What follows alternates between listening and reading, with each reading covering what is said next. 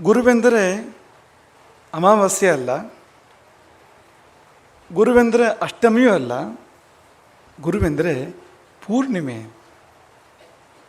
ಯಾಕೆಂದರೆ ಗುರು ಕೇವಲ ಒಂದು ಅಂಶ ಅಲ್ಲ, ಗುರು ಅರೆ ಕೊರೆ ಅಲ್ಲ, ಗುರು ಅರ್ಧ ಅಲ್ಲ, ಗುರು ಅಪೂರ್ಣ ಅಲ್ಲ. ಗುರುವೆಂದರೆ ಪೂರ್ಣತೆ, ಪರಿಪೂರ್ಣತೆ. ಅದಕ್ಕಾಗಿ ನಾವು ಗುರುವನ್ನು ಪೂಜೆ ಮಾಡುವಂಥದ್ದು.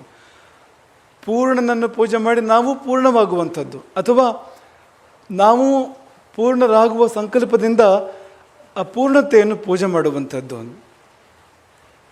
ಮತ್ತು ಗುರು ಕರುಣೆ ಅಂದರೆ ಅದು ಬೆಳದಿಂಗಳು. ಬೆಳದಿಂಗಳು ಬೆಳದಿಂಗಳು ಅಂದರೆ ಅದು ಬೆಳಕು ಹೌದು, ತಂಪು ಹೌದು. ಗುರು ಬೀರುವ ಕಿರಣ, ಆ ಕರುಣೆಯ ಕಿರಣ, ಅದು ತಂಪು ಅಂತ, ಬೆಳದಿಂಗಳು. ಹಾಗಾಗಿ ಬಲ್ಲವರು ಹೇಳಿದರು, ಗುರುವೆಂದರೆ ಅದು ಕೋಟಿ ಸೂರ್ಯರಷ್ಟು ಪ್ರಕಾಶವೇ ಹೋದಾದರೂ ಕೂಡ ಪಕ್ಕದಲ್ಲಿಯೇ ಕೋಟಿ ಚಂದ್ರರಷ್ಟು ತಂಪು ಕೂಡ ಸೇರಿದೆ. ಹಾಗಾಗಿ ತಂಪಾದ ಅನಂತ ಕಿರಣ ಗುರುವೆಂದರೆ ಅಂತ.